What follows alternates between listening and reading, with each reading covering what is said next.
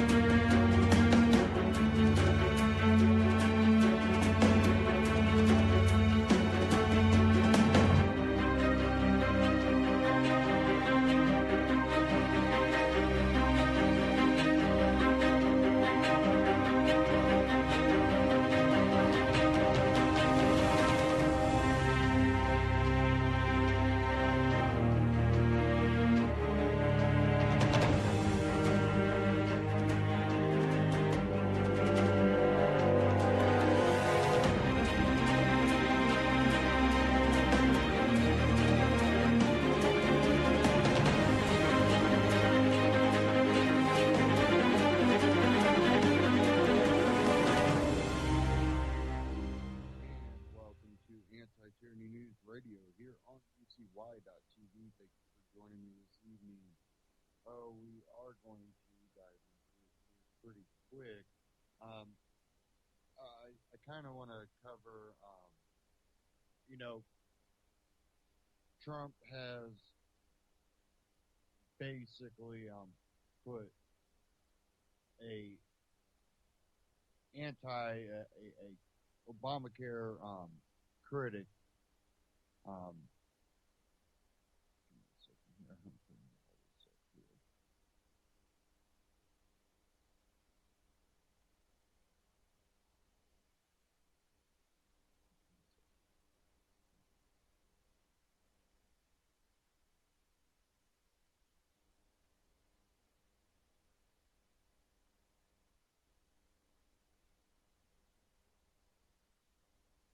Basically putting people in place that will either abolish or revamp Obamacare, and more than likely the health secretary and others that they are gunning for the Affordable Care Act, but what are they really reasonably going to do? Are they just going to take the existing bill and manipulate some stuff in it to serve purposes on their behalf? I believe that's what it'll come down to. It'll come down to reform that will benefit one side or the other, whether it be the pharmaceutical side or the insurance side or, government side. That's the direction I see a reform going, and I don't see a full repeal of Obamacare happening. But, we have to look for the things that will point to a reform that actually will benefit, the people in society, whether, everybody agrees with it or not, what is right and what is wrong. And, this also becomes a duality that, there's kind of a right side on both, and where is that middle ground? And the sad thing is we tend never to settle on the middle ground. One side will win over the other, and we keep this back and forth going. But if we were to see a reform, what would it look like? Well, Ron Paul, Liberty Report today, he covered that. So we're going to go ahead and get into that. And then I have a couple articles here. So let's go ahead and cue that up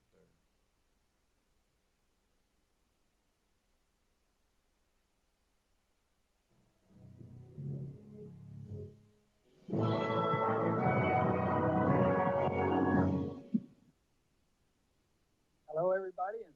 for tuning in to the Liberty Report. With me today is Daniel McAdams. And Daniel, good to see you this morning. Good morning, Dr. Paul. Well, very good. I guess you've been keeping an eye on all the appointments by our potential president, our president-elect right now. Exactly. And one of the most recent ones is very interesting. And it's interesting because the left's going nuts over it, you know. And it's the appointment of Tom Price to HHS. And this is interesting because, you know, that was an issue. Obamacare was the issue, a big issue in the campaign. And Trump took a pretty strong position. He said, you know, refine and change it. He didn't say just get rid of it. It was to change it because it was so bad. But it's also interesting to reflect on the vote. When Obamacare came up, and this was sort of when the Tea Party movement was really in swing, and there were votes in the House and the Senate, and it was a strange thing. Every Republican voted against it. This was a Democrat thing, and actually the Republicans were pretty good early on in the Clinton administration when Hillary Care was offered. So, you know, we don't consider ourselves solidly in the conservative camp, more libertarian, but the conservatives have been pretty good on this. But with that said, I'm not super optimistic that all of a sudden we're going to have free market medicine. Of course, that would be my goal, is to get the government out of it. But Tom Price has been selected. He's a surgeon, orthopedic surgeon. And quite frankly, I've been in Congress for several terms with him. He's a very decent gentleman, and he's worked hard, you know, on the medical program and incorporates a lot of the suggestions that I have talked about. But he's also has to be, you know, listening to the establishment too. He won't be able to work in a vacuum, even if he agreed with 99% of what I believe and that we share it, that's going to happen, because that's not the way the system works. So that'll have to be worked out. You know, the Democrats, the liberals, are hysterical because they have one goal, and that's a single party payment. And therefore, that's up for grabs. So what were your thoughts when you heard Tom Price? You know a little bit about Tom Price, and we corresponded with him a lot, and he was a significant factor in the Republican Party while I was there. Yeah, Dr. Price is tenacious. I think that's probably the best word to describe him. You know, they would go down to the floor every day and have their truth squad, and they would debunk things that they thought were false. And so I think he's very ambitious and very tenacious. I'm sure, as you point out, a divisive figure in the administration probably early on. But, you know, I think both sides have admitted that Obamacare is failing. I think President Obama himself said just a day or two ago, and you did a column a couple of years ago, I guess, on this, and where you pointed out that, well, actually it was earlier this year, that several major insurance companies are already pulling out. There are areas of the country where you simply cannot purchase insurance now. It's not working. And then you say the fix, as you say, your opponents would say, some would say more penalties for those that don't buy in. The others would say we need a single payer system, but you've always had a different approach. Yeah, that is for sure. And I wonder about the chaos. If you're really into conspiracy, some people claim, whether it's foreign policy or domestic policy, the opposition to us won't necessarily object to chaos.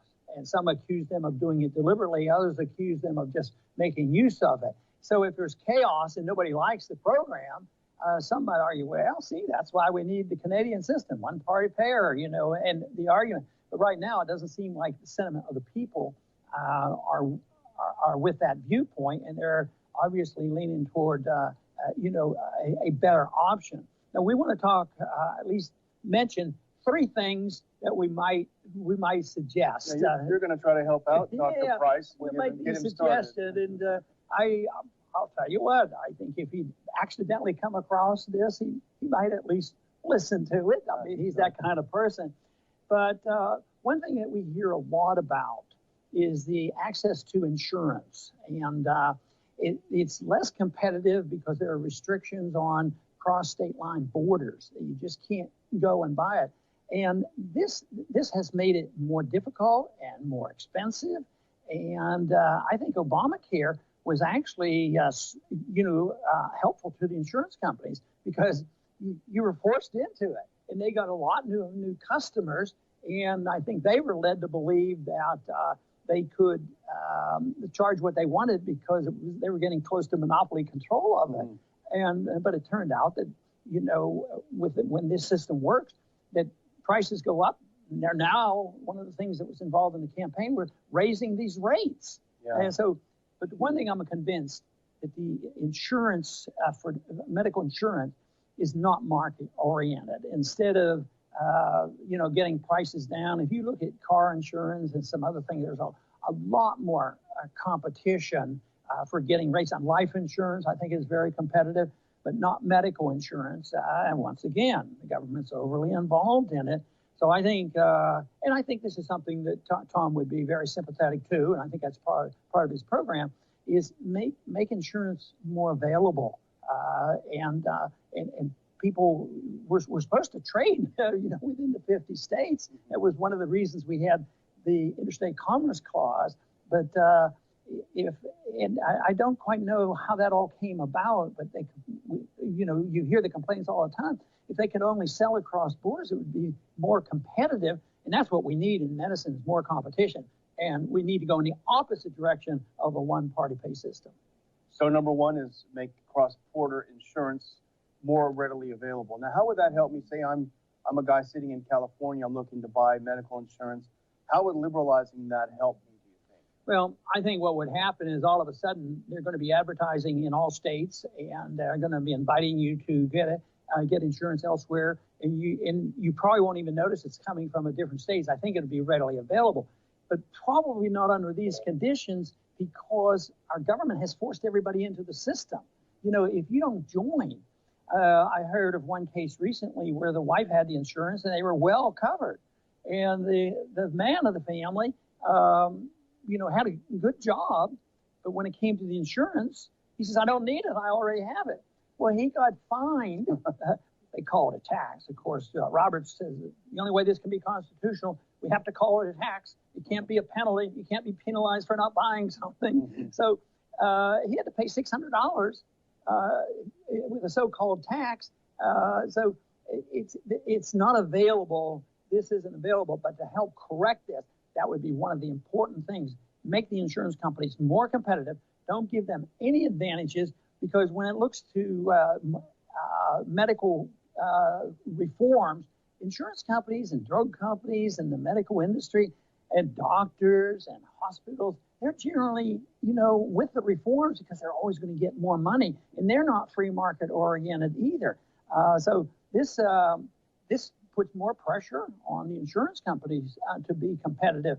But I think if you were in California, you were buying, and you got rid of these mandates and things, I think all of a sudden the price of insurance would come down. Maybe you could mold your insurance. Your deductibles would be different. Maybe you wouldn't be forced to buy OB insurance, or somebody who's 65 years old and they're forced to buy OB insurance and pay for birth control pills for teenagers and Planned Parenthood and all these things. That's where the problem comes from. So, of course, the theme of what we're going to be talking about here is markets work better than the government, and government regulations don't do very well. So that's number one, and you mentioned mandates in your last sentence. So number two actually is mandates. Yes, and the mandates I look at as one of the most crucial things to get rid of. You have to be able to opt out, no matter what the government has been doing to us for many, many years. If they say you must do this, you have no way out, I mean, that's dictatorship and that's enslavement. And I keep thinking that, in the early 80s, there was a move on, and a lot of the special court cases occurred here in Texas about you couldn't homeschool, and you couldn't have private schooling, and you had to have government regulations, and they fought it, and they won. So today, the government schools they don't have such a great reputation anymore. And so parents like you and your wife, you decide, well, we'll do something else. But what if they had a mandate that said you can't do it, that you have to send your kids to government schools? And that's what they're doing here. And I think when that happens, it's a very, very serious issue to deal with. And this might be one of the most inclusive mandates ever in this economic planning that we've been involved with way too long, and they force people into it.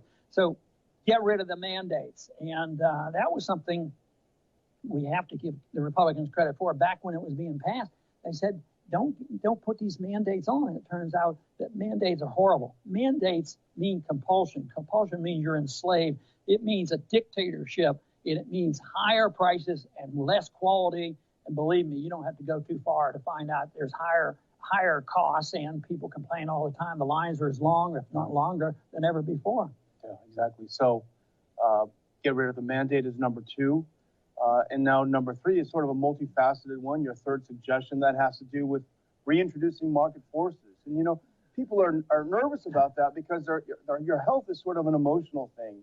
You know, you tend to be afraid of the market. When you get sick, you want to be taken care of. So I think that's a psychological burden. Well, and I think you're sort of touching on the most important thing is market forces.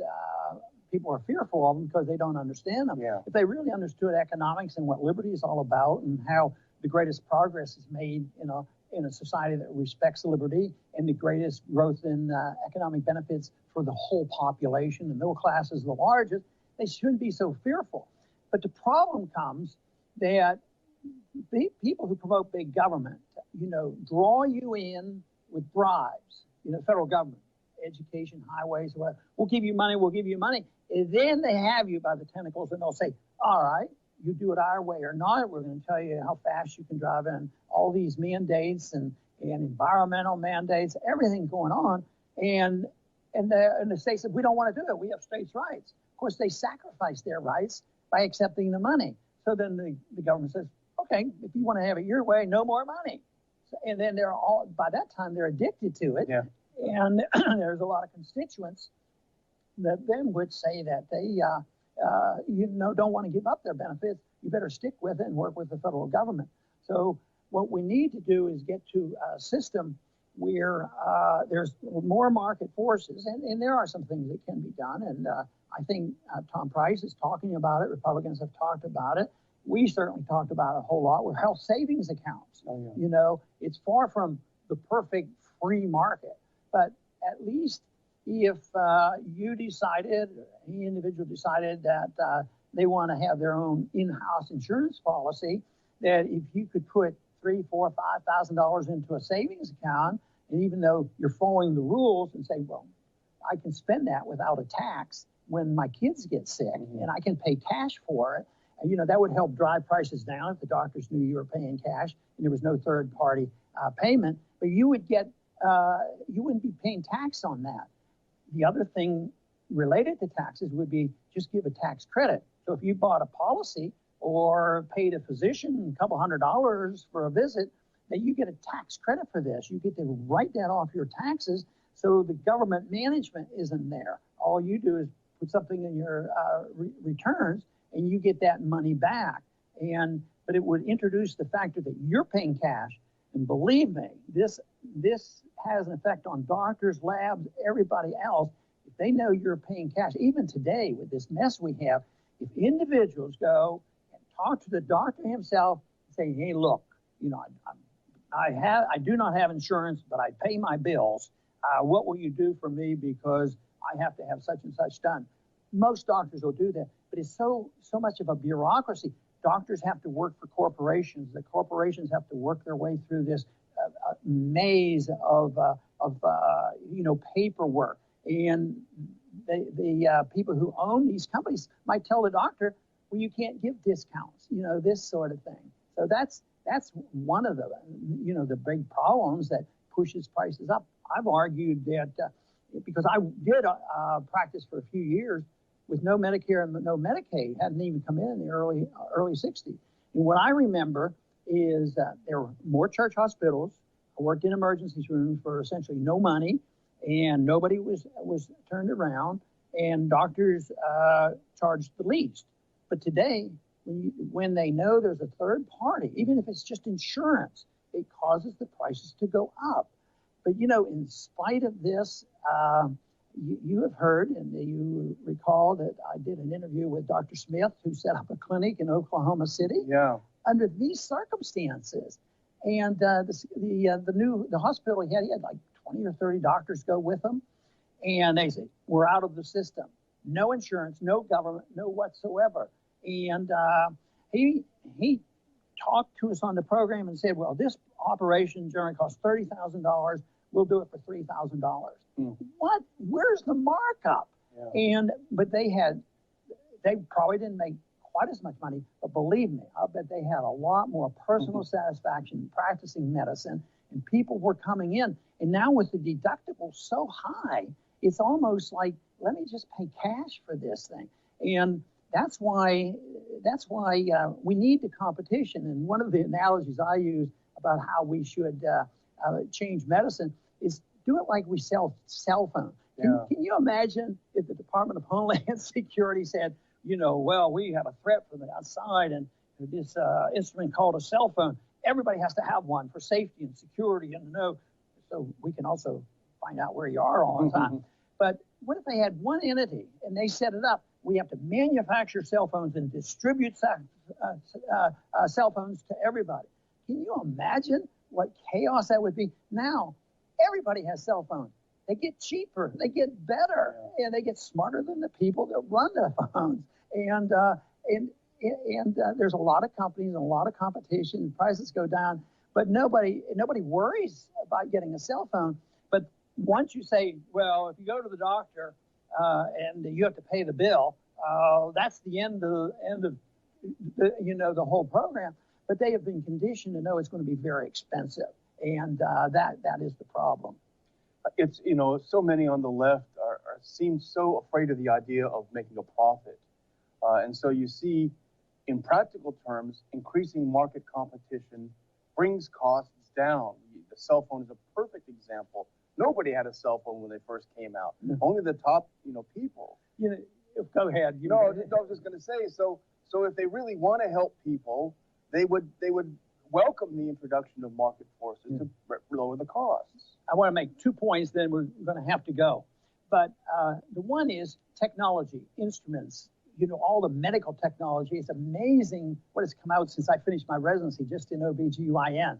A fantastic improvement. But everybody uses that as an excuse. The insurance company, well, this costs more money. X-ray machines cost more money. Well, why should it be? Because technology lowers the cost of everything else except in medicine when the government is pricing things. So technology and this fancy equipment is not an excuse to raise prices. It should be a reason in a market to lower prices. And the one other thing I want to finish up with, because a lot of people suffer from this, is the influence of drug companies, the inability to get free pricing, market prices of medical products. And that is a mess, and it has to do with people being forced into insurance company, and then they make deals with the insurance company. If you're trying to pay your own bills, you go, oh, no, well, you only pay $5 if you join that insurance company plan, but it's going to be $100 if you pay cash. That can't possibly be the market. And the drug companies, they were behind a lot of these things. Prescription drug programs, Republican programs. So that's why I cautiously say that we hope we get some very, very good changes in medical care, but also know that there's a great deal of influence with Republican big financiers who's in insurance business and in the drug business and the healthcare business. So we can't be overly optimistic that now with the election, everything is going to be just hunky-dory. Well, here's 3 good starts, so we've done our part. Very good. And I hope this information has been helpful to our viewing audience, and I would encourage you to come back soon to the Ron Paul Liberty Report.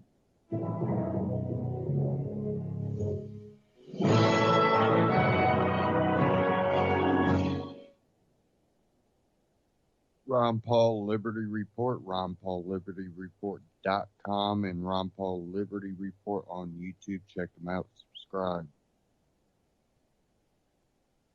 Now, I think that, he pointed out, the major thing I think that we have to look at is the compulsion mandates where you're compelled to get it or face taxes, um, which is really a fine. They just go, well, you can't have a fine, but you can have taxes.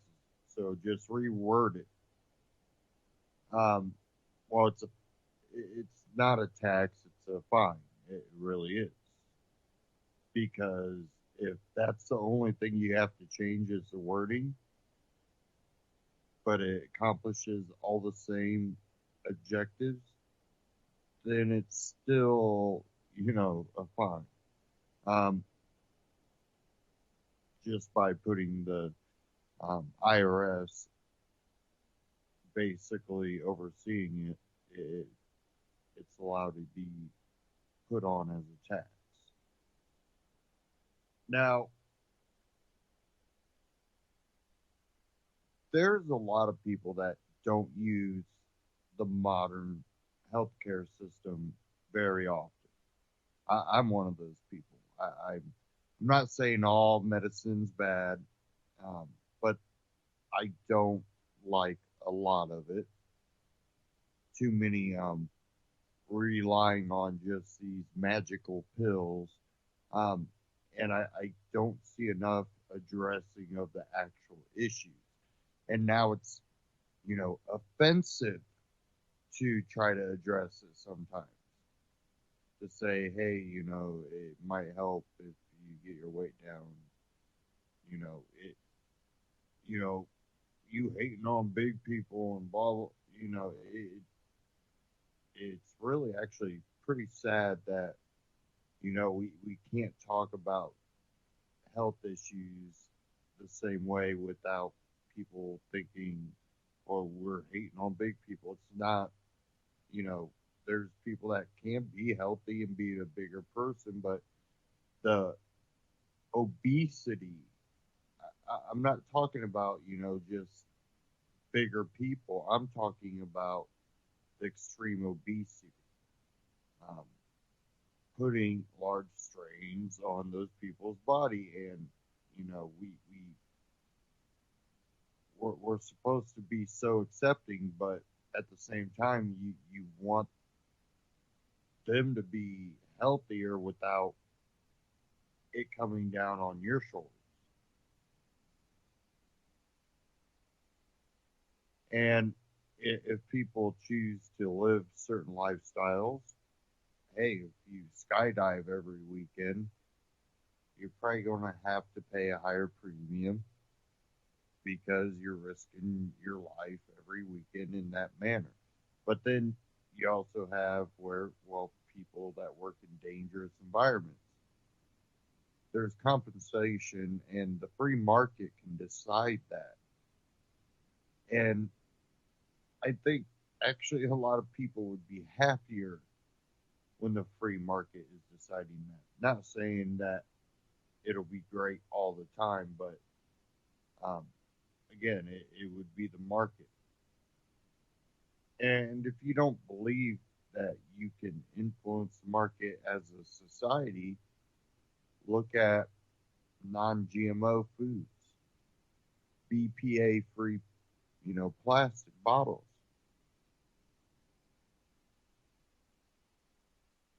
Look at the movements that have been inspired. And a lot of times, these companies spend all this money to try to prove their products to be safe, and in the end, they end up caving basically to what the market is craving.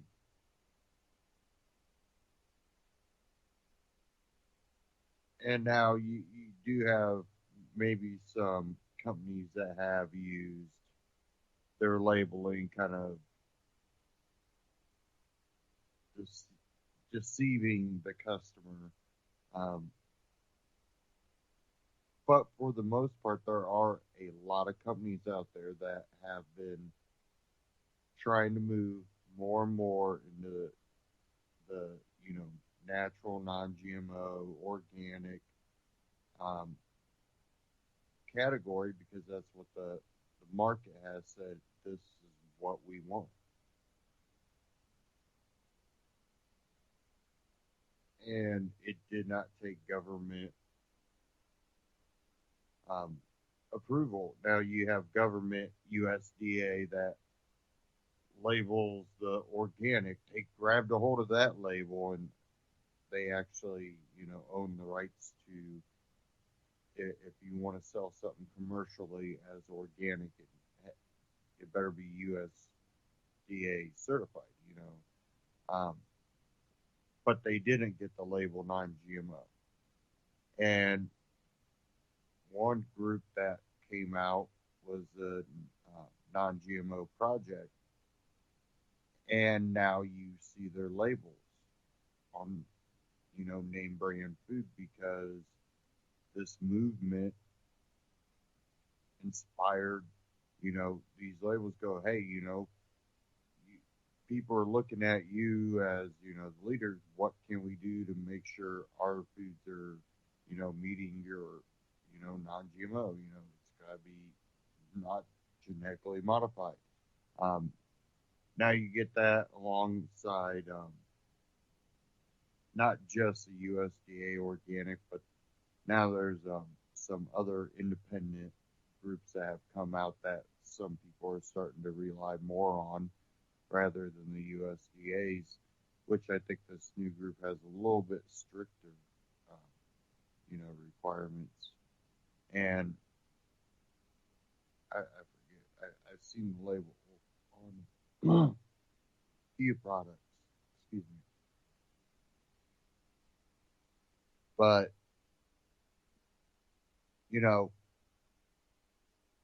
when you look at healthcare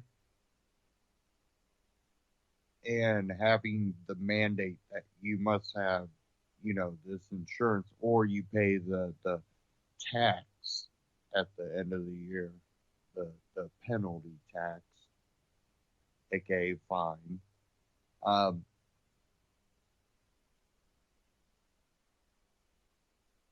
It becomes, like Ron Paul pointed out, you become a slave to the system because now they have this control over this, the healthcare. Really, they have control where they can ask you about having guns. Will they ask you to be microchipped? Now, that's kind of, I haven't really looked too far into it, but I know that's kind of a argue point whether that's completely true. But when they start controlling, they control the mandates that the insurance companies have to abide by. Standards that they want the doctors to abide by, which for the doctors that do not deal with any of the insurance, cash only, for now can kind of dodge those certain Obamacare mandates because they're not a part of Obamacare. But what about when they start mandating that even if you choose to take the penalty at the end of the year, that you must at least submit one physical to prove that you've been to the doctor, that you are watching your health to make sure that you are not becoming a burden on society, which we've all met some of those burdens on society, but a lot of these people could be damaged from something they've went through, whether it be childhood or a tragedy. We have to have some compassion to a point, but where does this system lead? And another thing with the whole cash, a cashless society really can be just around the corner. It doesn't have to be looked at as some far off thing. Um, finally there's more people talking about it. Um, but devaluing the money and forcing you to spend what you have instead of saving back. Limiting the size of the bills and amounts that you can spend in cash without going through a bank. Anything over a certain amount, let's say 5-10 grand, would have to be done through a bank, no cash transactions.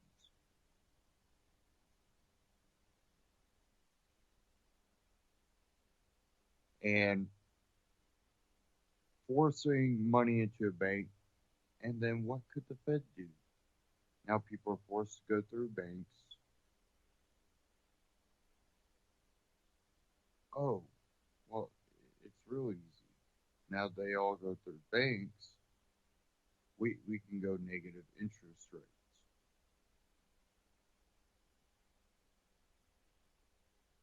Then money that you are trying to save back in the bank, if you don't spend it, it'll slowly disappear. Yeah, you can add on it, but you still lose money. If you stop adding on it, eventually it'll disappear.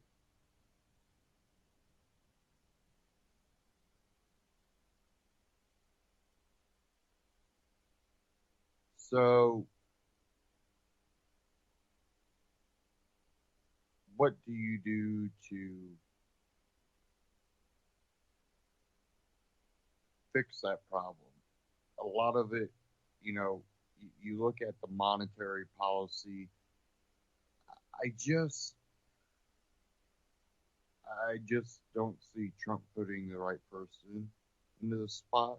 I could be wrong, um, but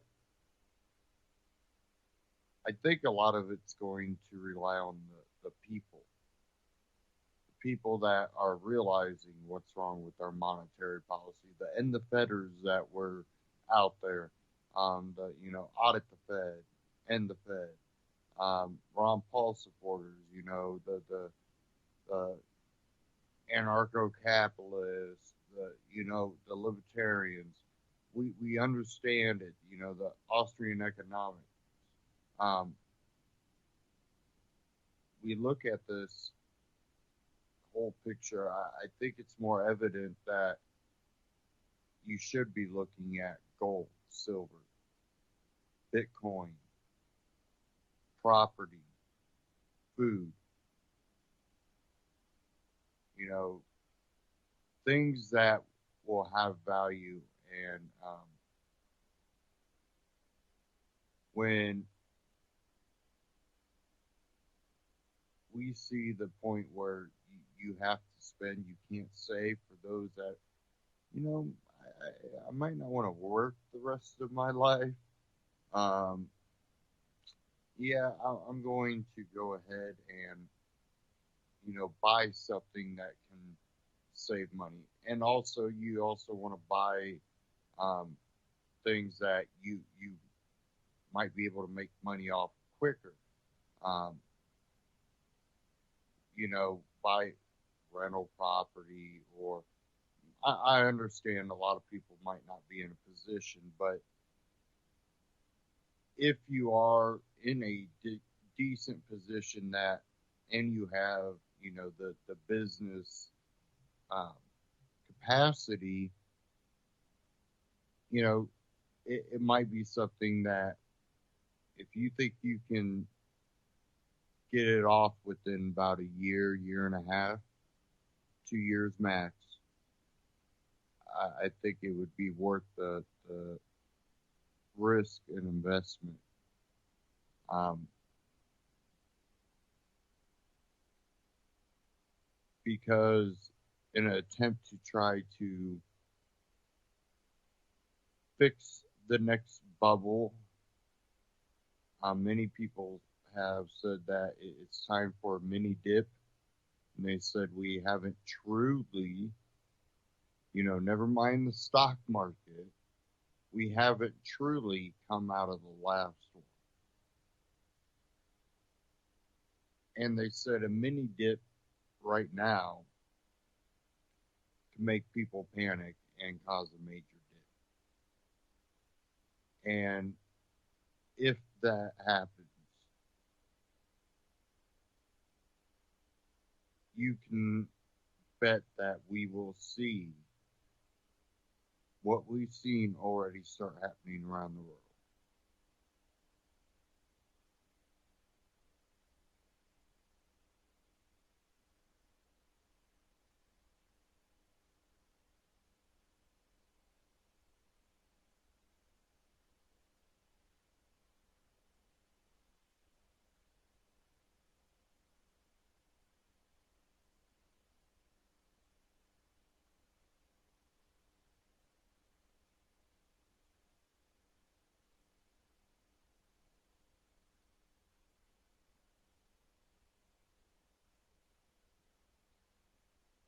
Okay, give me a second here.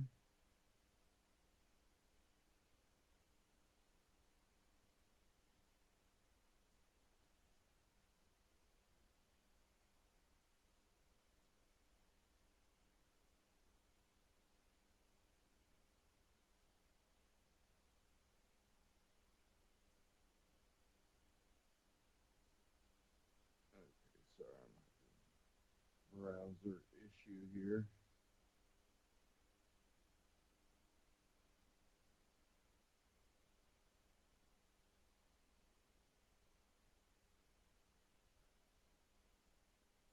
Sorry.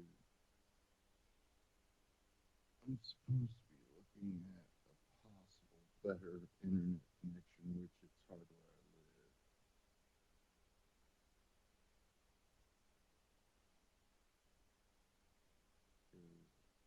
I kept thinking it was my computer, which a couple times it was, but I'm really thinking it's the provider.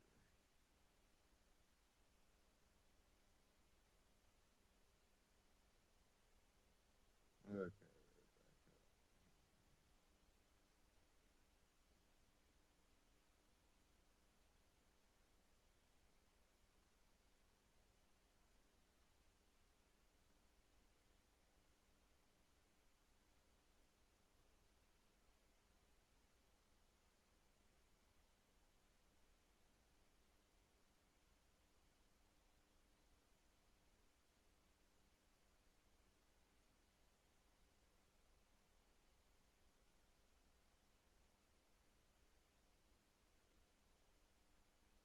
Okay, I'm going to play this one from We Are Change, the real truth behind Henry Kissinger and Donald Trump's relationship.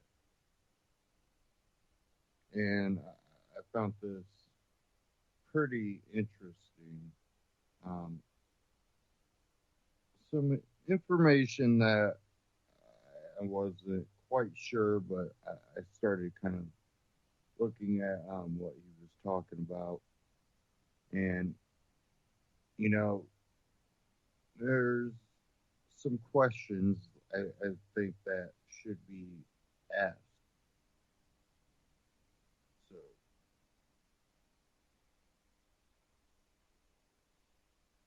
I just saw a top alternative independent news organization totally butchered this story with not an ounce of truth, with not an ounce of just compassion for its viewers, totally flip flopping. So, you know what? Let's talk about Donald Trump and Henry Kissinger. As we know, the two have recently met in New York to discuss the future of U.S. foreign policy, more specifically China, Russia, Iran, the European Union, and other events and issues around the world. Of course, this is an official statement from a private meeting that held no public records. As we know, Henry Kissinger and Donald Trump have been friends for a very long time and even had weeks of telephone conversations between each other when Donald Trump was running for president of the United States. Henry Kissinger has advised presidents on national security issues since JFK, and Barack Obama's own national security advisor said that he takes his daily orders from Dr. Kissinger. So you might be asking yourself, what's out of the ordinary? What's the problem here? Oh, yeah, Henry Kissinger is a top globalist scumbag who is a part of all the secret societies, Trilateral Commission, CFR, Bilderberg Group, Bohemian Grove, who has been pulling the strings of U.S. foreign policy for decades with his cohorts. And if you study U.S. foreign policy for the last few decades, it's not a good picture that was painted by Mr. Kissinger, his damn self. Donald Trump is colluding, is cuddling this old man, and even said that he takes his foreign policy advice from it, and that Henry Kissinger agrees with Donald Trump's foreign policy. Henry Kissinger was on CNN on Fareed Zakaria's show. Fareed Zakaria is also a Bilderberg member, and he had this to say. Was of a determined president-elect who is making the transition from being a campaigner to being a national strategist. AKA, he's coming away from being the person he promised he was to you into becoming a, quote, national strategist after just meeting with Henry Kissinger. He goes on. The challenges and opportunities for President Trump. But this president-elect, it's the most unique that I've experienced in one respect. He has absolutely no baggage. AKA, I never had to deal with this crap before because he's not a part of any secret society and we have no blackmail on him. As it was confirmed by Newt Gingrich, who on Fox News said that the establishment is scared of Donald Trump because he's not a part of any secret societies. And again, secret societies like Bohemian Grove and Skull and Bones get dirt on very powerful people, and then they use that dirt in order to extort them. And that's exactly what Henry Kissinger is putting in context. The impact of globalization. And I wrote minor things about that earlier.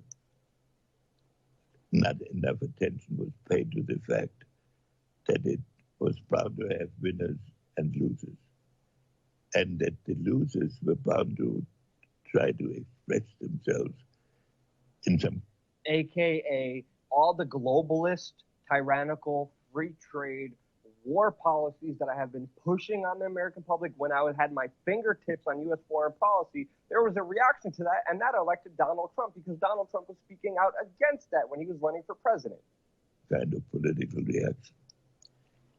In my view, in the present situation, one should not insist on nailing him into positions that he had taken in the campaign on which he doesn't insist.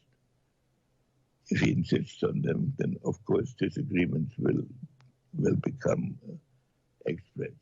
Fareed Zakari then goes on and says, are you suggesting that Donald Trump should flip-flop? Duh! That's exactly what Henry Kissinger is freaking talking about. And we could see Donald Trump, he vowed to repeal Obamacare on the campaign trail, but he has since softened his rhetoric. He has claimed that he would persecute Hillary Clinton, but now he is saying that he doesn't want to, quote, hurt her, and he has avoided confirming any such plans when she broke the law. Why would this happen after a meeting with Henry Kissinger? Oh, yeah. Henry Kissinger and Hillary Clinton have a very, very, very personal relationship. They vacation together at beachfront villas. Hillary Clinton publicly called him a friend and that she, quote, relied on Henry Kissinger for counsel when she was Secretary of State from 2009 to 2013. She said, quote, he checked in with me regularly, sharing astute observations about foreign leaders and sending me written reports. This is Hillary Clinton admitting that Henry Kissinger was pulling the strings on her. To make the situation worse, Kissinger said this. On which he doesn't insist. If he insists on them, then of course disagreements will become expressed. There's going to be disagreements. What do you think that means, especially from a war criminal? Henry Kissinger prolonged the Vietnam War for 5 pointless years. He illegally bombed Cambodia and Laos just on his own volition. He goaded Nixon to wiretap staffers and journalists. He was responsible for 3 genocides in Cambodia, East Timor, and Bangladesh. He urged Nixon to go after Daniel Ellsberg, a journalist, for having released the Pentagon Papers, which again set off the whole chain of events which brought down Richard Nixon. He again pumped up Pakistan's ISI and encouraged it to use it politically as with Islam to destabilize Afghanistan.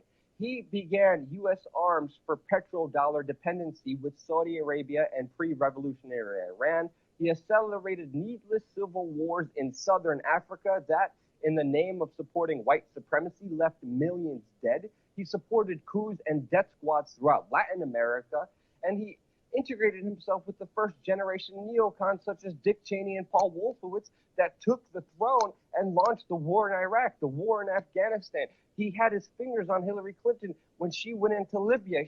He had his fingers on Barack Obama when he went after Syria. He is the man responsible for horrible war crimes. I confronted this man one-on-one for his criminal, illegal behavior that he should be behind bars with. And then he said, I'm a coward for calling him out. You can watch this video. It's going to be in the description below. Just click description. Sources go all the way down. The video, the YouTube links, watch me. I confronted him 4 times. I even confronted him on Memorandum 200, National Security Letter, where he openly talked about how population growth in the third world was a grave threat to U.S. national security and how there should be a covert plan to reduce populations with birth control and also war and famine. This is the man who, at the end of this interview, which you could watch, said that the United States was a bastion for peace and prosperity around the world. What? And now, when another independent alternative media organization takes this entire program and uses it as a way to prop up Trump, I'm like, wait, hold on, what are you doing? Now, to be fair, we still don't know exactly what's going to happen with Donald Trump. He's not even president yet. But I'm seeing the warning signs, and I'm going to scream it off the top of my lungs with a bullhorn, because that's what I'm here to do. People are not going to like this video, but you know what? That's fine, because I'm doing this for truth. I'm doing this because it matters more to tell you exactly what's happening than to manipulate you in order to push your perceived bias. And I could only do that because of your support on patreon.com/wearechange, which makes me accountable to you since you financed this entire operation. wearechange.org, We Are Change on YouTube, subscribe. And you know, when you see people that Trump has been surrounding himself by, you know, we see, you know, Kissinger, Romney, you know, Gingrich, even though not so much, but Chris Christie was a part, you know. It's everybody that the voters said that they were voting for Trump to be against. Congratulations. He just surrounded himself by them.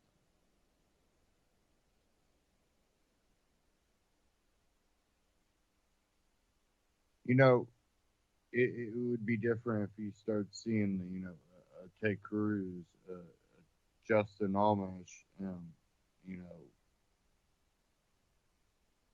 Rand Paul, Judge Andrew Napolitano. Of course, we know none of this is going to happen. Again, it's the politics game. Let's go with the establishment because they've held control.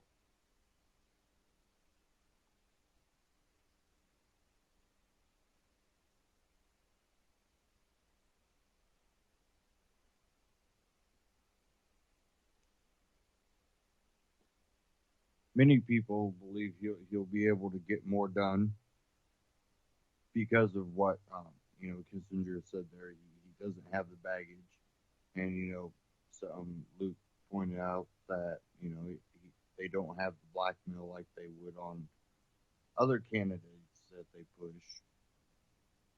Um, I'm sure there's some blackmail out there, but you know, it's going to be hard for the other side to say, well, if you do that, we'll expose this. Now that might come later on. Um, we'll have to see. But right now,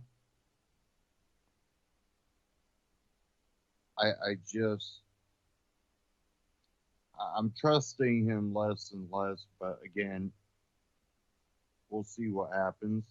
Again, I'm not a supporter of his at any extent, but I tend to judge people on their actions rather than their words. Um, and again, he's not even president yet, even though we have people on the left claiming that, he's already taken away the freedom of people. He hasn't done anything yet but get elected. So, not sure exactly what they're talking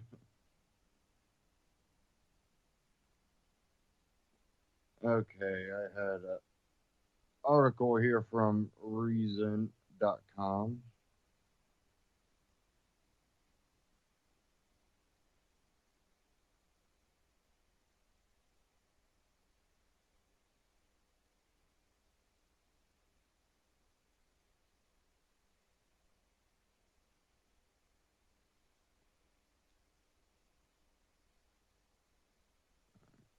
Keep hearing high pitch sound.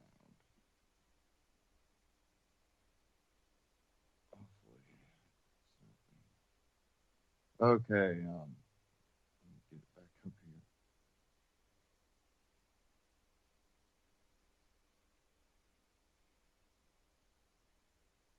That's my dog sits on my office floor dreaming.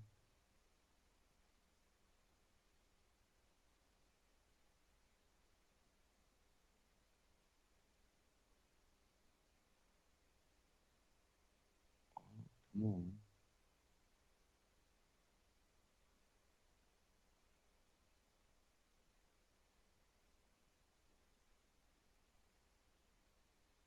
Okay.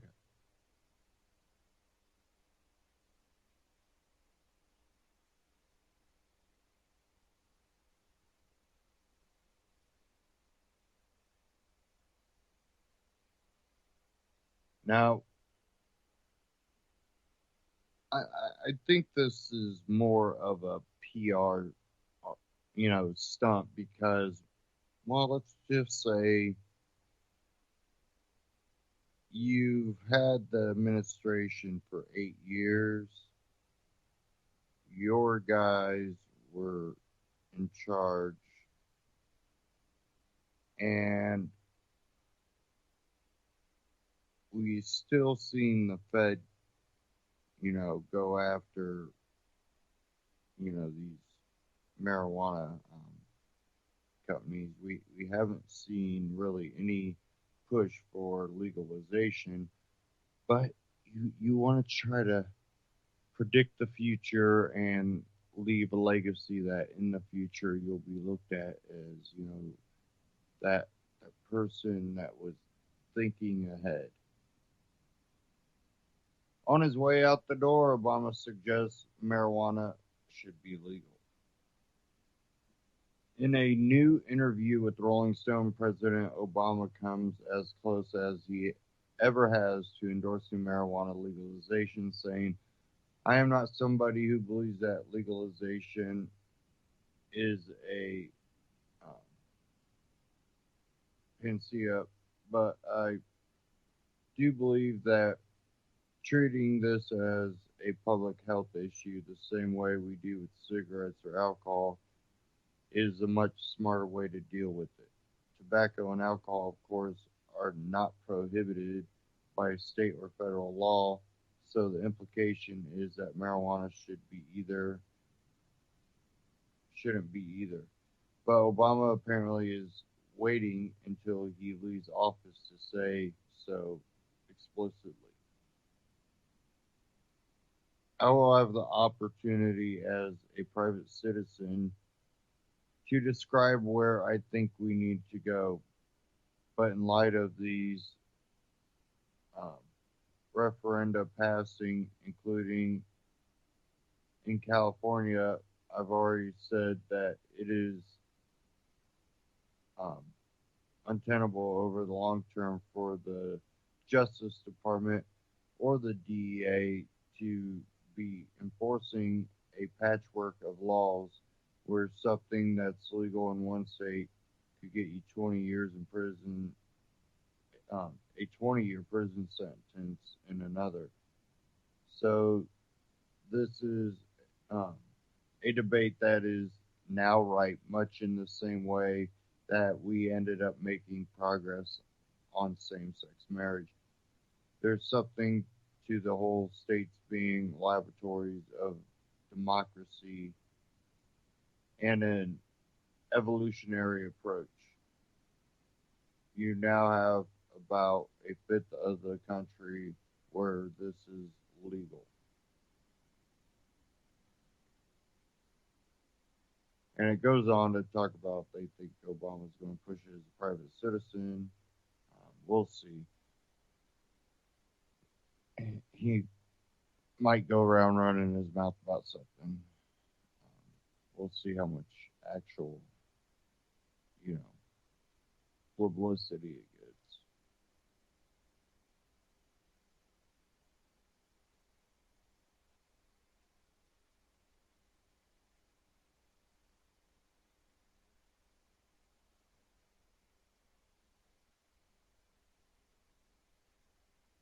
Now, talking about the economy, Trump and Carrier announced deal to keep 1,000 jobs in Indiana.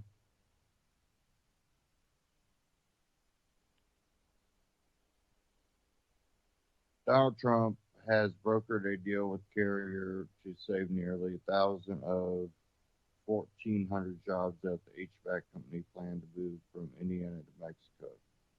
And actually, the number I got was 2,000. And this is out of InfoWars by Dan Lyman. Carrier made the agreement public last night on Twitter, stating, "We are pleased to have reached a deal with President-elect Trump and VP-elect Pence to keep close to 1,000 jobs in Indy. More details soon." A formal announcement of the plans is scheduled to take place on Thursday in Indiana, with Trump and Vice President-elect Pence in attendance. And it has the tweets from Donald Trump there. Possible resolutions to ongoing negotiations were made evident when Trump tweeted on November 24th, "I'm working hard even on Thanksgiving trying to get Carrier AC Company to stay in the U.S. Indiana. Making progress, we'll know soon." A central focus on Trump's campaign has been on American jobs and protecting them from moving internationally. After Carrier declared in February its decision to relocate a large portion of its U.S. operation to Mexico, Trump sees the opportunity to use Carrier as a topical, high-profile example of how globalization hurts American workers.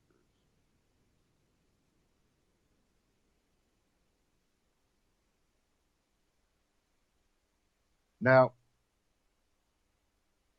you know, I've talked about this in the whole globalization movement, and you know,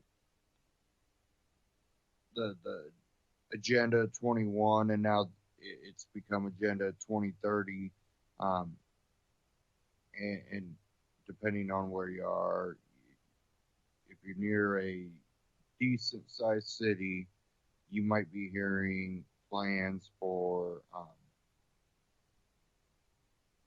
some of the names is 2020, 2025,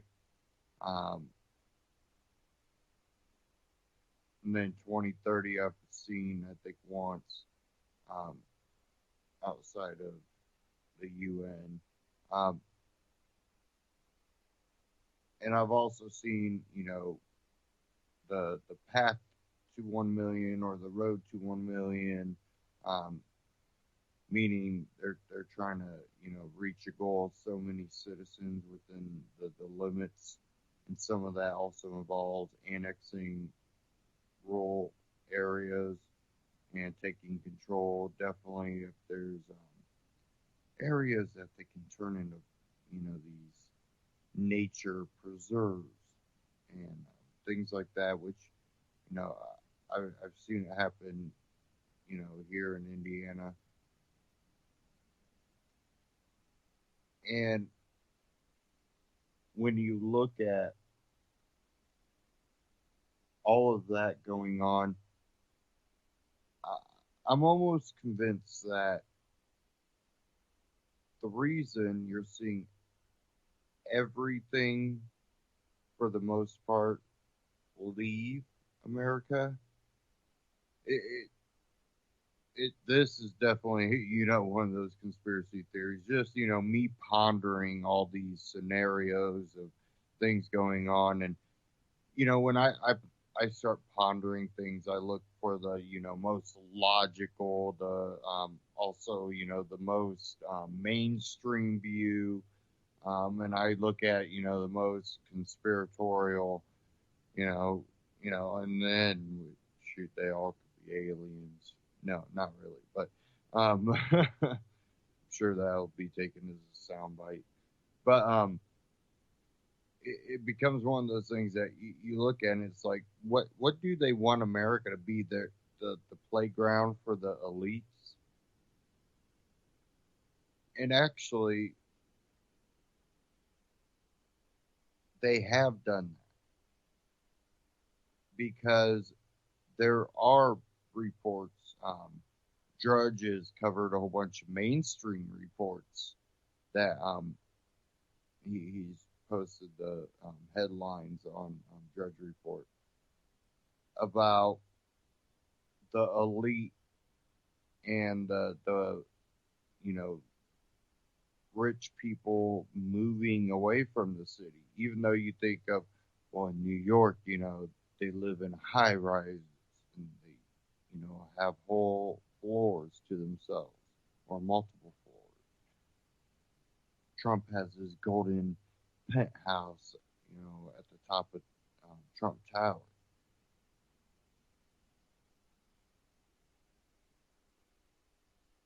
But what we're also seeing more of, and I know it's not just happening here. I know it's happening across the United States, and most people, when you start talking about, go, yeah, it's happening here too. Yeah, it's happening here. What you're seeing is these extremely wealthy, ambitious developers that want to make these ultra high rich communities. And they're building these houses on, 2-3 acres, but it's an addition, but they're on 2 or 3 acres and gated, community, or, but they're building, mansions. These things, depending on where you are, can go for a lot of money. And, places like Indiana where real estate can actually be pretty cheap and you can find really nice, rural areas that are just, scenic. And you have like areas that have some rolling hills and some, woods, and then they come through and all of a sudden, sections of a creek. You can find this in Agenda 21 and Agenda 2030. The creek now is a waterway, and then they claim authority over more area, and then they go, well, this can flood out, and that, this whole area is a watershed, and watersheds, now we can claim this much. And these are rules that them themselves write, so they just make the rules up anyways. But they go, this is watershed. We'll just put a nice raised platform walkway through here, and we'll make it part of, the bike trail, the walking trail. We'll connect the whole city. And then you go, well, you see all these communities that pop up where they're mansions. And this is now city limits. Well, then the even richer, ultra rich move outside of the city limits.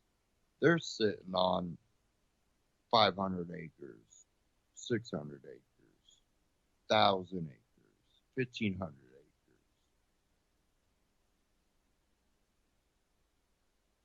With multi-million-dollar mansions. And at the same time, all the people that don't want to give up their property or don't want to sell out, they love where they live. Well, now the value of that property is more than the value of their house, because the people that are going to buy it are going to put a house on it that will be 100 times the value of their house. So for them to pay more than what the house and the property originally was worth is worth it now. Where do those people usually go? Well, they go, well, I got more than what that was worth. Well, that's because maybe the house is old. It needed remodeled. If it was remodeled, it would have been worth more. But, but hard times, people aren't remodeling their homes like they used to. And now they tend to, move closer in more urban areas. Because, well, now they found a house, an older edition, but it's closer into the city. But this was a nice addition, 20, 30 years ago, 40 years ago, 50 years ago. It was a super richie. And you find out that, well, it's kind of gotten trashy. You start seeing that, well, all these houses within that addition are now getting run down within 5-10 years of living there. That's not a nice addition anymore. This cycle happens over and over and over. But the rate that it's happening and what's going on seems more like the centralizing of the people into the city. And the people that go along with the system that can make it because they go along with it end up benefiting. It's becoming that class warfare that you read in novels. And it seems to be becoming realer and realer by the day. Now, I want to get to something here.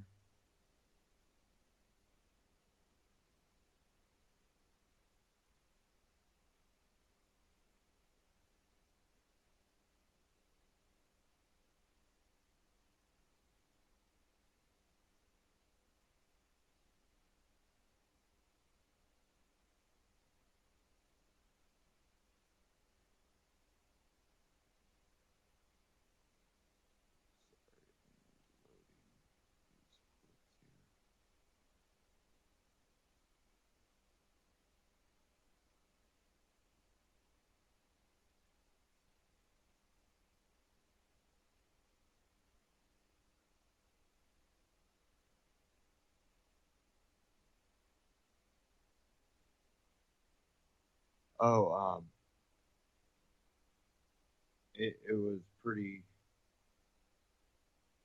funny because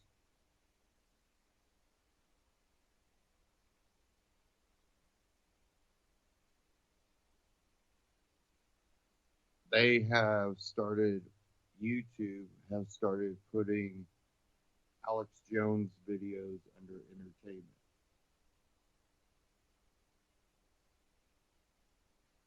Yes, Alex Jones is now being put under entertainment recommendations. Which the only time I ever seen anything with, a politician or something, it was like a late night program where now they're just putting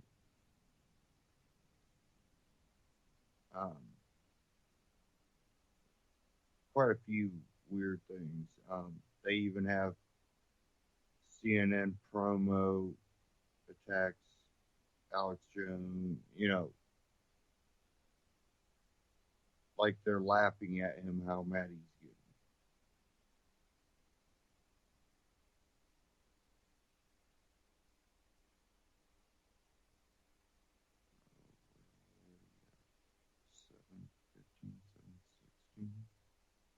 Wow.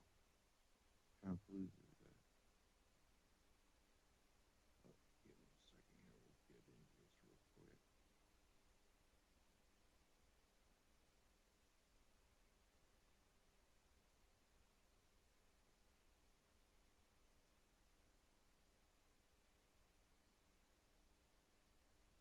on.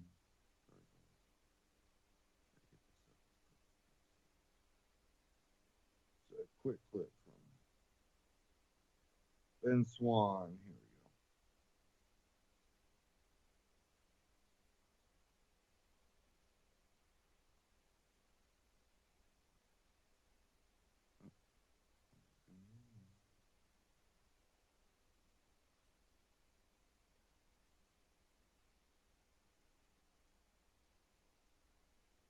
Everything just froze up. Come on. There it is.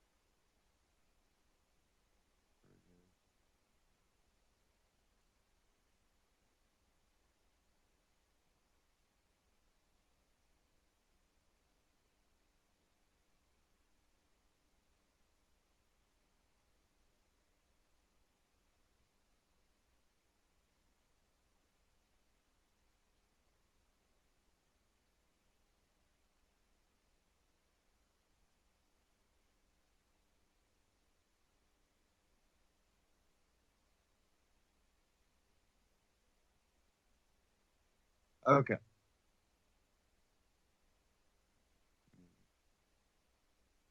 Sorry, guys. Hoping this won't be a problem today. Working great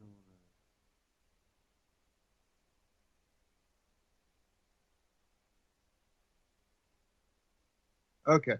Now, we've heard some complaining about, from the left, about Trump getting elected. The Electoral College, and I've been hearing this since he's been elected, and when I still hear people talking about it, it really kind of irritates me because you realize if the Electoral College existed, then literally the coastal states would be in charge. You really, California, New York, maybe Florida, Texas. Texas would be kind of even a little less swaying. I want to play this reality check planning Electoral College for a compromise candidate, not Trump. This was 2 weeks ago, but I wanted to play this real quick.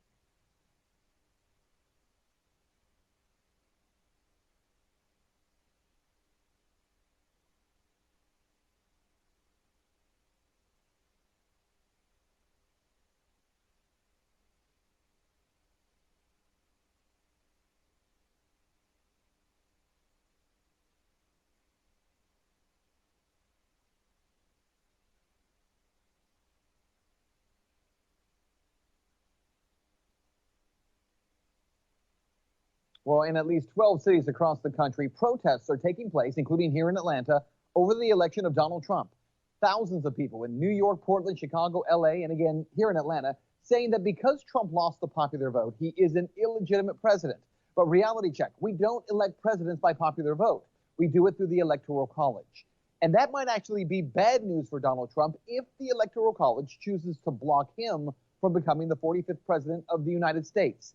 Can they do it? Well, yes. And right now, an effort is underway not to elect Trump. But to understand that, you have to understand how the Electoral College works. This is a reality check you won't see anywhere else. Well, last week's election left 120 million Americans feeling one way or the other, either delighted that Donald Trump won the election or furious and heartbroken. Now, part of the frustration is over the fact that Trump lost the popular vote. At last count, Hillary Clinton received at least 600,000 more votes than Trump, and that number could be much higher, as about 4 million votes in California are still being counted. But that doesn't matter because Trump won the Electoral College by winning 290 electoral votes compared to Clinton's 228. In order to become president, you have to get 270 electoral votes, and Trump got them. Well, actually, he didn't get them yet. See, the Electoral College is more than just a map and numbers. When you go to vote for president, you think you're voting for a candidate, but you're not. You're actually voting for electors in every state, members of the Electoral College. And here's something you may not know. In 21 states in the country, including right here in Georgia, these electors are not required to vote for the candidate who won the popular vote in their state. It doesn't happen often. But on occasion, Electoral College members will cast a vote for someone other than the candidate who won the election in their state. These are called faithless electors. The most recent was in 2004 when a faithless elector defected, and instead of casting their vote for John Kerry, they instead cast their vote for his running mate, John Edwards. It was only symbolic, though, because George W. Bush had the votes needed to become president. And faithless electors have a constitutional right to vote however they choose. Under the Constitution, Article 2, Section 1, electors have a right to vote as he or she choose in the Electoral College. Now, I tell you all of that because right now there is an effort underway to convince the Electoral College to choose a different president than Donald Trump on the 19th of December. Last week, I was contacted by one of the electors from Colorado, Michael Baca. Michael explains that he and other electors are putting into action an effort to persuade Republican electors to defect from Donald Trump and to choose a compromise candidate. Because right now, Clinton has 268 electors and Trump has 290. Baca is hoping to convince at least 21 electors to vote for a compromise candidate, Ohio Governor John Kasich. Baca believes that Kasich, who's still a Republican, a conservative, and is largely seen as a reasonable man, would be someone that most Americans would support. Now, for this all to work, all of Clinton's electors would have to vote for Kasich, and 21 Republican electors would have to cross over.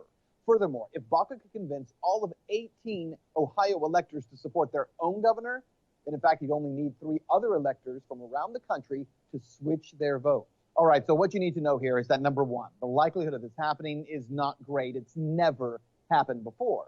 Number two, if it's going to happen, it could happen now, considering that nearly half of registered voters did not vote in this election. And number three, while many people would not like the outcome, it is actually a completely legal process in our American system. But why is that? Well, in the Federalist Papers, Alexander Hamilton actually explains why electors in the Electoral College have this power. He writes this, quote, "Talents for low intrigue and the little arts of popularity may alone suffice to elevate a man to the first honors in a single state, but it will require other talents and a different kind of merit to establish him in the esteem and the confidence of the whole Union." He goes on to say, "A small number of persons selected by their fellow citizens from the general mass will be the most likely to possess the information and the discernment requisite to such complicated investigations." In other words, in plain English, the point of the Electoral College is not to actually override the will of the popular vote. It's to protect against a candidate who manages to get enough votes to take office and yet would not be good for the nation. Hey, hold on. I didn't create the Electoral College. The founders did. The question for electors in 2016, who, by the way, are using the hashtag Hamilton electors, well, the question for them is how will they use this power with which they have been legally and constitutionally vested? That's Reality Check. Let's talk about that on Twitter. Now, I think they'll do that? I really don't see them actually doing that. Not enough support would go through, I don't believe, for that to happen. But again, like he said, many other alternative media has pointed out, it probably won't happen, but it could. And just because you don't believe something will happen, we know it's not a good enough excuse to ignore it and point things out like that. It's not to say they're going to steal the election from Donald Trump. No, I really, I'm not a Donald Trump supporter. But it's information that most people don't even understand the electoral college. So it becomes something that every year it really has to be explained. The more people that are intrigued enough to decide to, hey, I'm going to go vote for this, I want to be a voter. Well, they're going to be like, well, she got more votes. Why did he win? I don't understand. Well, we kind of need a little bit more teaching of the electoral college after high school, because I just don't think anybody listened to it during high school, but very few people that for some reason at a very young age decide they want to become politicians. I don't know.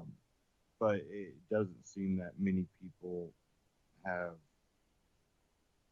read the Federalist Papers, even our own Constitution. And, these are the people that you hear going, Constitution's too old. We need to get rid of it. Well, if we didn't adhere to the Constitution, we just looked at the Constitution as this cool thing on the wall, you wouldn't even be allowed to say that. Because, well, you would be talking bad about that cool thing that we prize on the wall. But because we actually believe in what it says there, you're able to say how much you dislike the Constitution. A foreigner like Pierce Morgan has been able to come over here and, try to chastise us about our gun rights.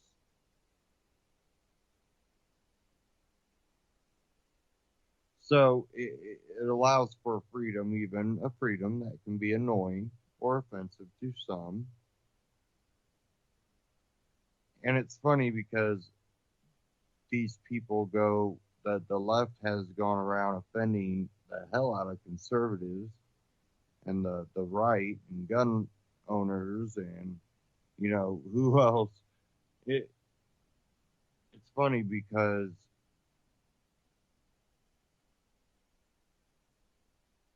they at the same time are chastising the people that say, hey, we believe in your right to speak this way, even though we don't find it flattering and we kind of find it offensive, but you have the right to say these things. I can't take that from you. But those same people are crazy because they believe in your right to be able to say these things. So we see the hypocrisy from the left, and we get that from the right too all the time too. The right's not immune to it at all. Kind of white. Not really. I think it's the amateur thing to do is to jump in party lines, or it's a strategical political move to jump in these parties.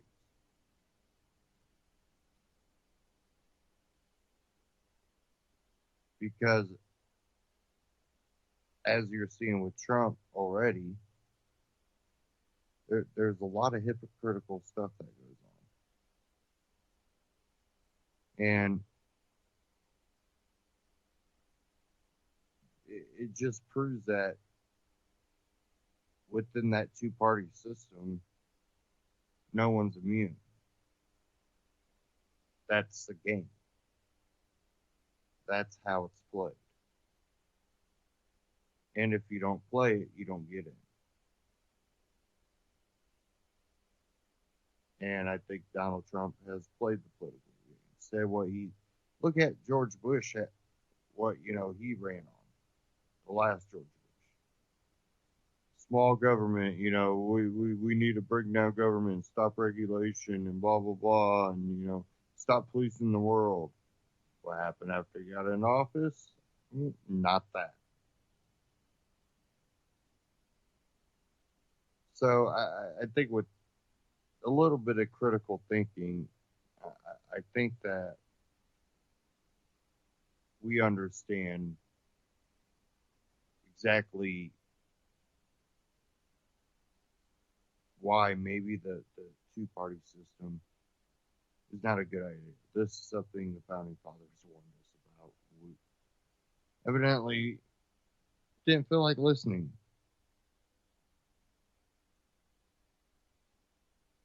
And I kind of like how Ron Paul puts it better, that we really have a one-party system. I really believe that is where we're at.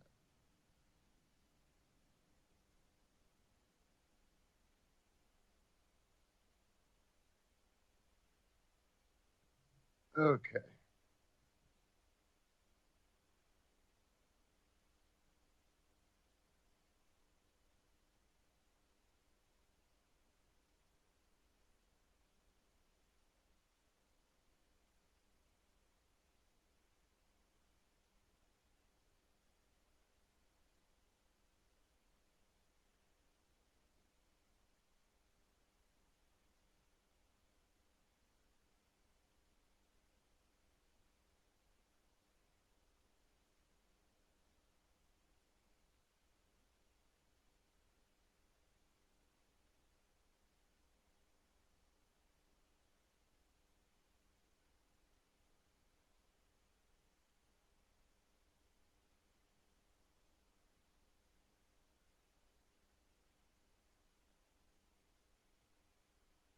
Okay.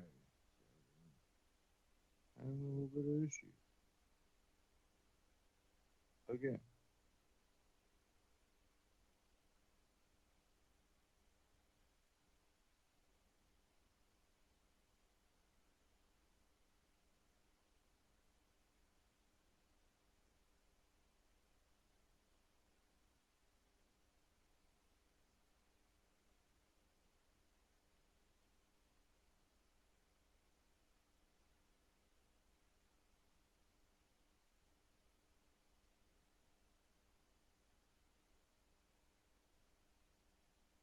Okay.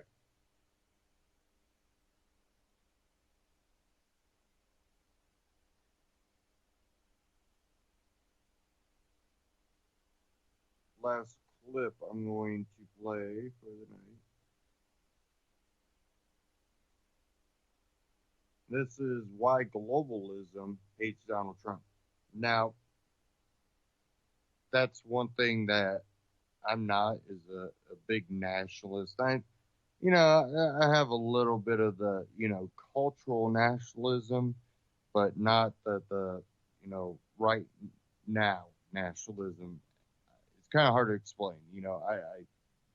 I respect history and everything you can learn from it, and I respect culture, but I also believe in some progressive things, even though I tend to be more conservative.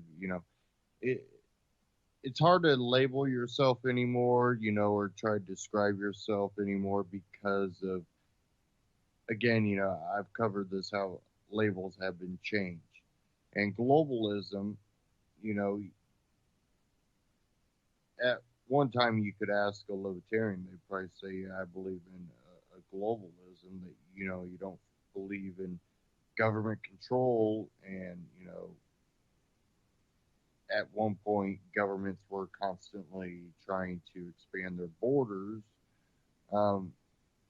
Same with states. At one point the states were trying to draw their borders. But now globalism really is a code word for, a government, a centralized global government, which centralizing government and power into the hands of a very few, rather than more community-based, self-governing, is the opposite of a libertarian idea of, global freedom. So let's dive in this. Christopher Green, AMTV, Why Globalism Hates Donald Trump. And this is probably going to be more about his nationalism.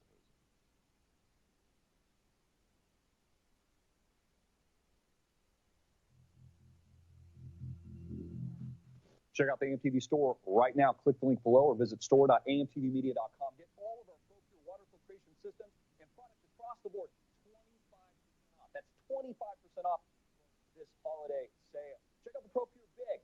Filter up to 2.75 gallons worth of clean, sparkling, crisp, great tasting water. Filters out contaminants, even fluoride. Get yours today. That's 25%, folks, across the board on all ProPure water filtration systems and products. Click that link. Hey, everybody. I'm Christopher Green. You're watching AMTV, Alternative Media Television. It is, of course, November 29th, 2016. I want to wish every single one of you a happy holiday and Merry Christmas. Thank you so much for tuning in and everything that you do. Today's video, you'll learn why globalism hates Donald Trump. In fact, all you have to do is read the recent issue of The Economist. You'll see the new nationalism with the beautiful picture of Donald Trump, Vladimir Putin, and Nigel Farage. If you read the article, it goes on to say basically that Donald Trump is a KKK member, the next Hitler, as well as Vladimir Putin. Why are the globalists positioning Donald Trump in this light? And why do they hate him so? Why do they hate the Don? We see Donald Trump is actually pro-American. Vladimir Putin is pro-Russia. Nigel Farage is pro-his country. And that's not what the globalists want. You see, the globalists have an intricate web. They call it the New World Order. You can call it the power structure. You can even call it the Illuminati. But they want to control everything through a totalitarian control system and network. And it starts with our currency. It starts with the Federal Reserve and the manipulation of our money system. You see, the Federal Reserve is a private entity. It creates wealth from nothing. You see, it's not real wealth because it's backed by nothing. Not a commodity, not gold, not even an algorithm like the digital currency Bitcoin and competing digital currencies. The New World Order agenda is to decimate borders and to integrate the global economy country by country. Why do you think George Soros has been funding these operations? Why do you think he's been destroying borders in Europe and here in the United States? Because it's a hijacking, or at least an attempt, a Manchurian presidency that we just saw through Barack Obama and what they were hoping for to seal the deal with Hillary Clinton. But it didn't work because they underestimated the power of a revolution. They underestimated you. It still loves your country, still loves the Constitution, still loves America. And it's exactly why there's been a giant FU in the UK, for example, and also the United States. We've had the Brexit, and then we've had the Brexit on steroids with the election of Donald J. Trump. I mean, they spent into oblivion. Think about it for a minute. Hillary Clinton had the entire establishment behind her.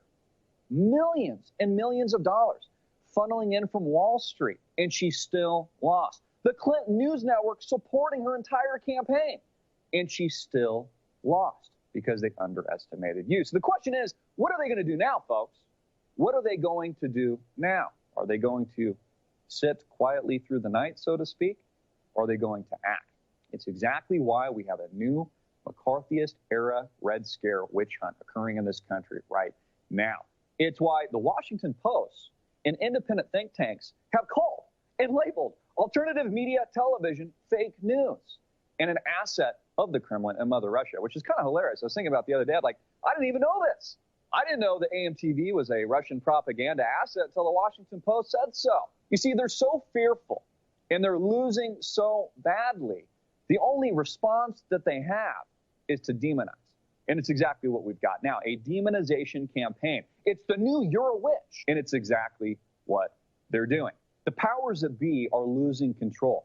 They're losing control of the media. They're losing control of Wall Street. They're losing control of their agenda, and they don't like it. So, folks, I warned about this years ago. I told you that this was coming. I told you that there would be a witch hunt on truth, which is exactly what we have now. It's why they're painting all of us like we're a bunch of freaking communists now when we're not, or we're a bunch of Russian propaganda assets when we're not. You see, they're just pissed because they're getting their ass kicked. You see, folks, you have to understand that this is a war between good and evil. Totalitarianism, globalism versus nationalism versus America first or Europe first or any country around the world first.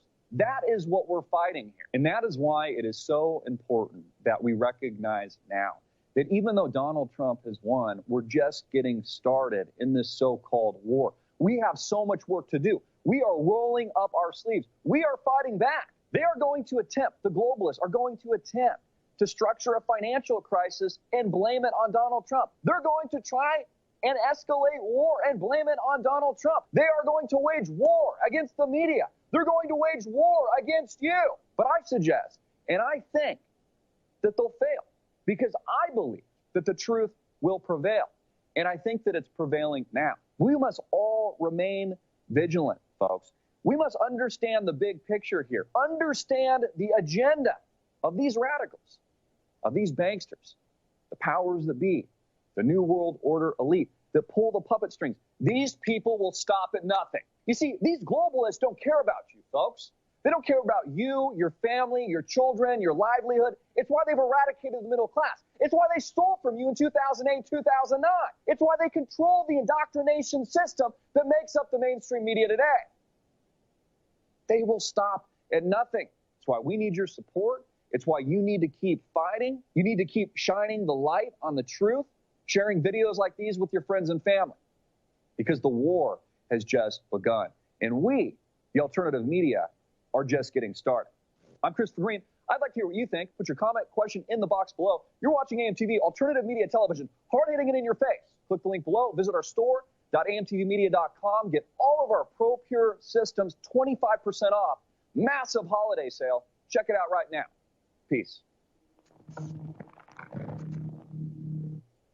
Now, I tend to look at things a little bit different and from a different point of view because I've done other research that maybe some of the self-proclaimed, the non-self-proclaimed, the ones that are just being kind of pointed at as alt-right, other ones that are, you know, am I alt-right? I don't know. There's a manipulation, and I've talked about it, you know, multiple times about why I told people kind of stay away from the term alt-right. But even beyond that, what I've also seen is there is a propaganda kind of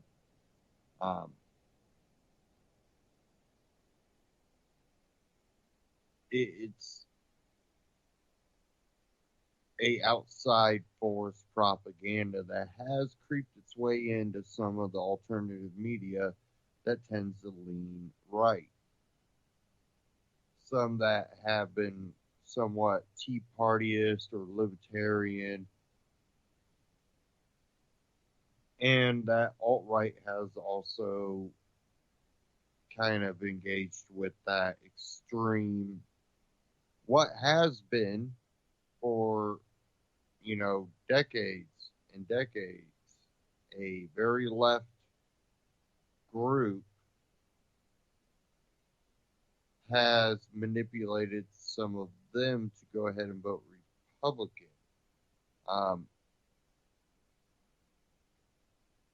And it's because they are the nationalists of maybe some of the same ideology, but they don't want globalism. And all this has been played across the globe. It's not just here in our election. It's happening worldwide. And again, I think it's really a planned effort for divide and conquer. And I think it's working. And then on top of it, things that we've already talked about tonight, cashless society and making it where you can't have big bills, you can't pay for cash for anything over a certain amount. You have to go through a bank and it all be digitized, and then negative interest rates. So then, let's say, you put money in the bank. If you just leave it sit there, of course, you're not going to have anything left. We're going to see a system that finalizes something that we've already seen going on when it comes to your smartphone, laptops, tablets, internet, TV, your lights, smart meters, smart homes, smart cities, smart lamps, everything that we're doing, credit cards.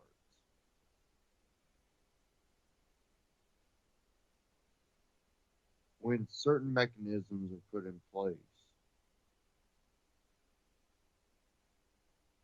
you will find yourself in total enslavement before you know what's happening. And the cashless society is one of those final strokes. Something that we've learned if you really paid attention to foreign news. There's a certain country that foreign news has been pretty astonishing on. And it's India. Now going where you can't use bigger bills in a certain amount. They're making it, forcing people in a bank.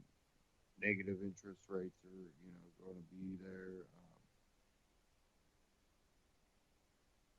They also had biometrics, nationwide biometrics where everybody was iris scanned, fingerprinted, pricked with the needle, vaccinated.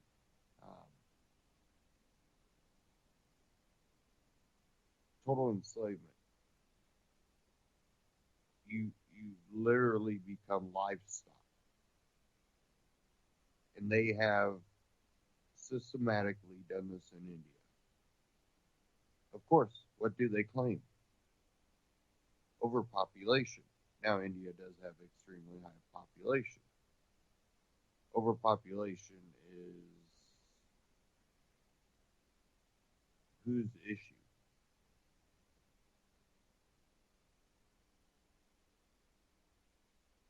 Does this mean that if an area is overpopulated, that some dictatorial entity gets to decide, to treat these people as livestock? Does this lead to eugenics? You have horror movies out like The Purge. Does this become reality? When you become livestock, what say do you have?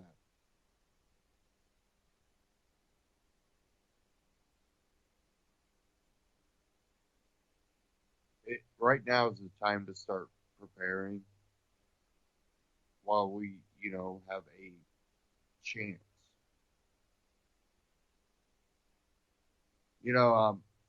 One site I like using is Amazon. UCY has partnered with Amazon. If you go to ucy.tv, click the Amazon button towards the bottom of the page, home page. Shop Amazon through ucy.tv. You get the same great deals, same great shipping rates, and at the same time, UCY gets a little kickback to help cover operating costs. Great, selections from Amazon. Anything you really want, you can find there, and you can find all kinds of great prepping gear. And it's really important that people just.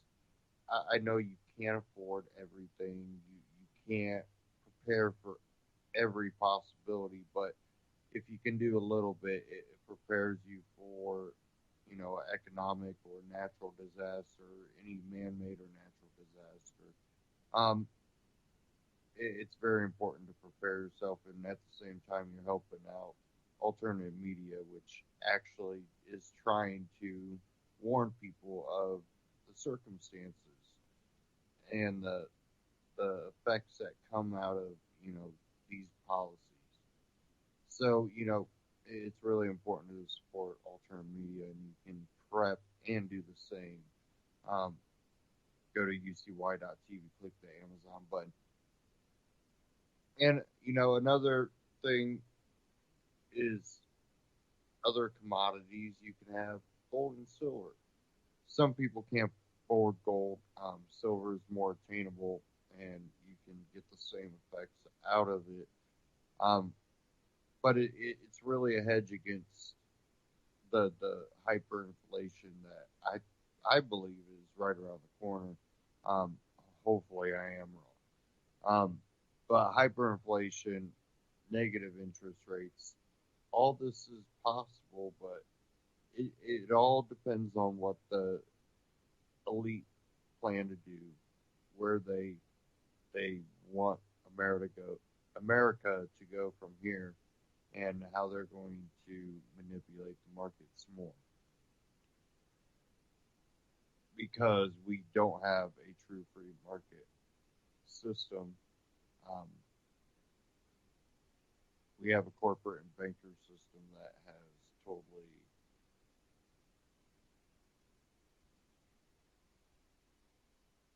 I would say have become too greedy, and I think there are aspects of both that have become too greedy, and then there's others that have known that the outcome's not going to be good, but they're beyond greedy.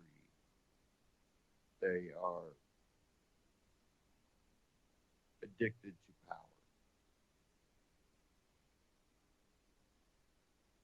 And I don't know which one's worse, the people that go along to benefit themselves, or the people that are going and basically manipulating and planning everything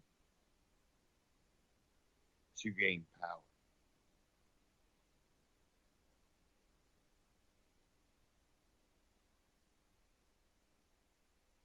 Gold and silver, I think, are one aspect of preparing.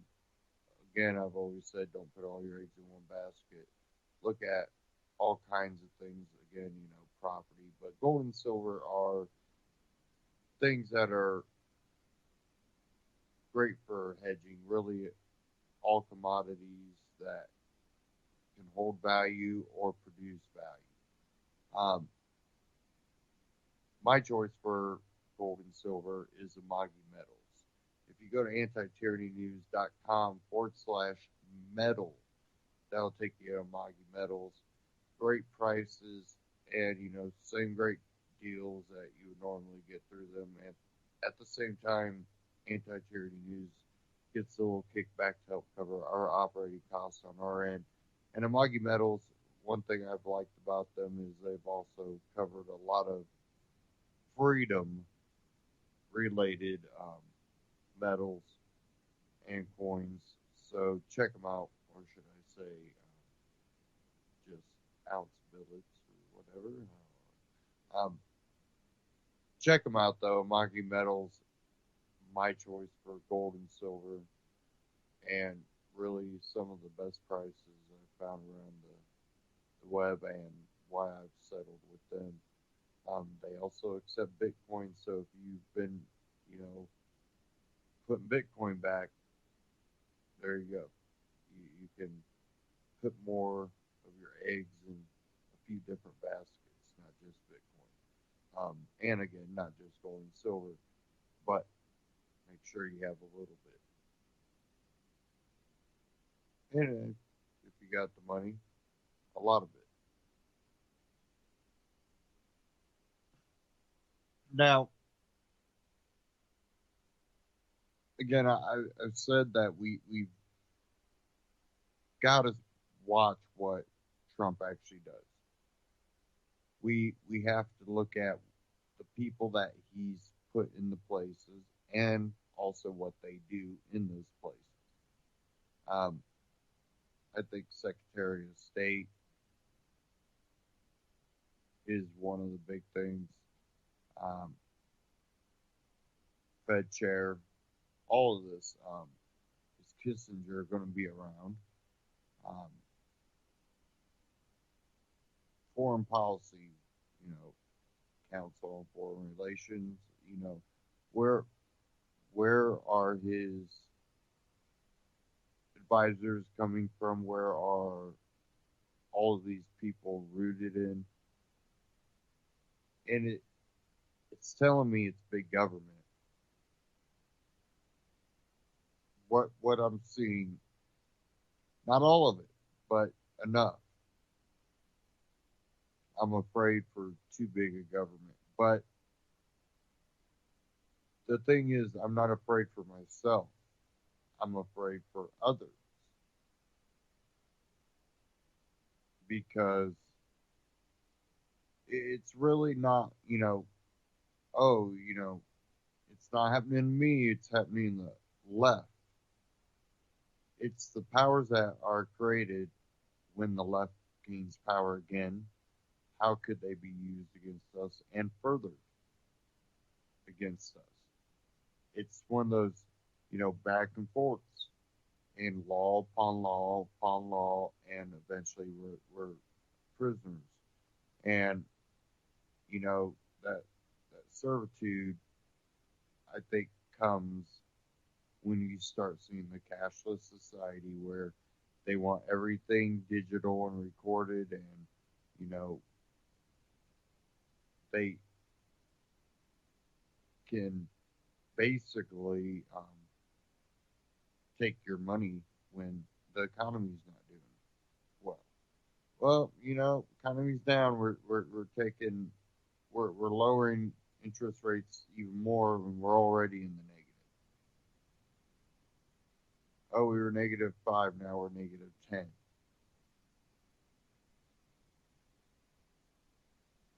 They decide to take 10%.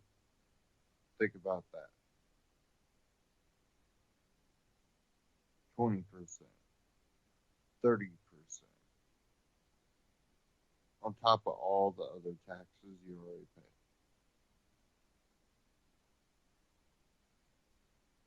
And people talk about these big companies, which I think, like some of the ultra corporations, what I like to call them, the extremely large corporations, international ones that dominate, that have basically helped create their own monopolies.